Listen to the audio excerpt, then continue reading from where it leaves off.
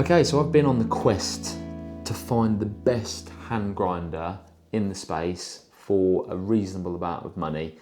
I've had the Hario Mini Mill, I've had the Skirton, those ceramic burrs which were terrible, C2, the C3 from Timemore, and then finally the S3 which I picked up last year, which was so close to being perfect, but there was a few sort of like niggles that I wasn't massively over the moon with. Then I made that video last year and then loads of people in the comment section were asking me to compare it to the K6. Now at the time I hadn't been hands-on with the KINGrinder K6. I was on the lookout for one to come down to a good price that I was happy to pay for it, so I could give it a try and see what I thought about it. So finally I found it on AliExpress for a really good price, and again, if you stay to the end of the video, I'll let you know how to get it for the best price possible. And then I've been using it now for the last couple weeks, maybe months. So here it is, the KINGrinder K6. Now, the unboxing experience is pretty much like every other KINGrinder. You'll get a nice sort of foam sleeve, and then you'll get a nice little instruction manual which will tell you how to fit the O-ring on the grinder, and it will also have the outer rubber ring, and it will just tell you a little bit on how to use it. And then you'll also get in the box a little cleaning brush, which is like a little makeup brush to look after and maintain the grinder. Now let's start off with the build quality on this grinder. Now the first thing you'll notice is it is solid. It's made from an aluminium body. They both are, to be fair, the S3 and the K6.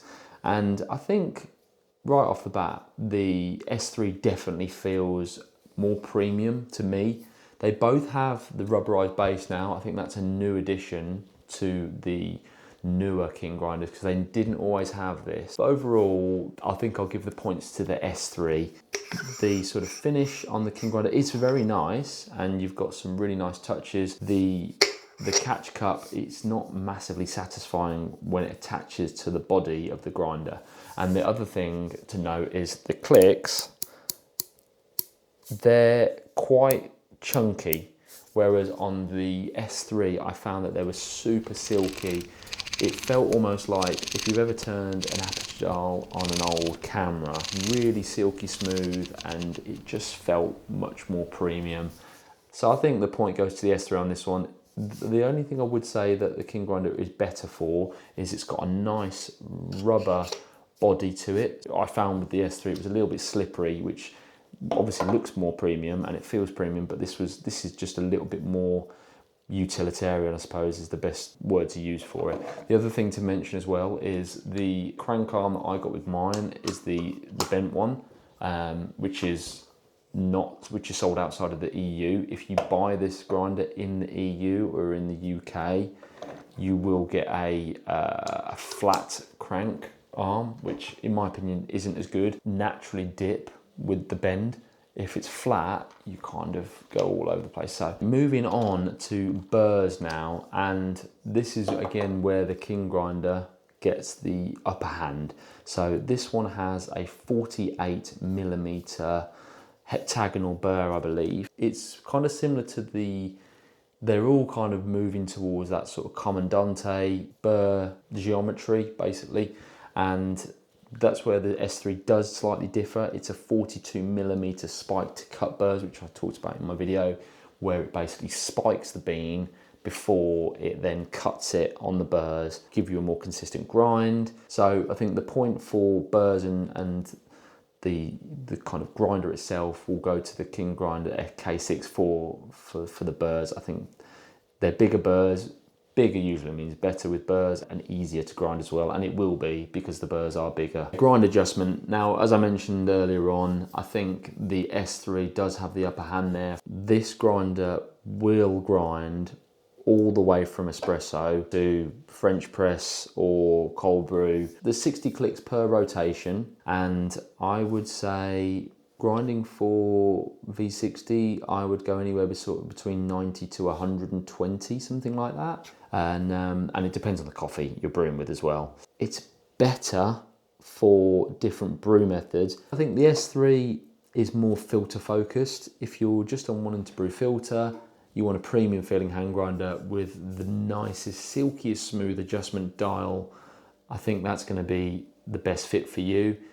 If you want to spend a bit less money and you want to brew for potentially espresso in the future, this is the KINGrinder K6 is a really good one to pick up, because you've kind of future-proofed yourself. If you ever want to delve into that rabbit hole in the future for espresso, it's probably not something I would recommend using this grinder for espresso, but I think it can do it if you, in a pinch, and if you're looking to save a little bit of cash in that way, then it's a good way to get you started. Finally, let's talk about price.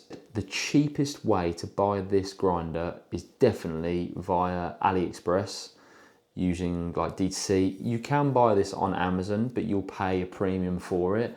When I was looking on Amazon for this grinder, you're looking around the £90 mark, maybe a little bit cheaper in the sales.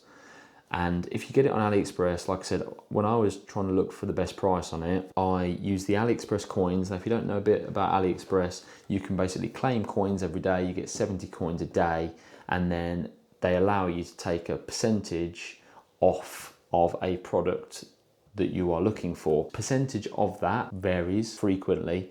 So if you've got something that you're after, then you can add it to like a wish list type thing and just keep an eye on it.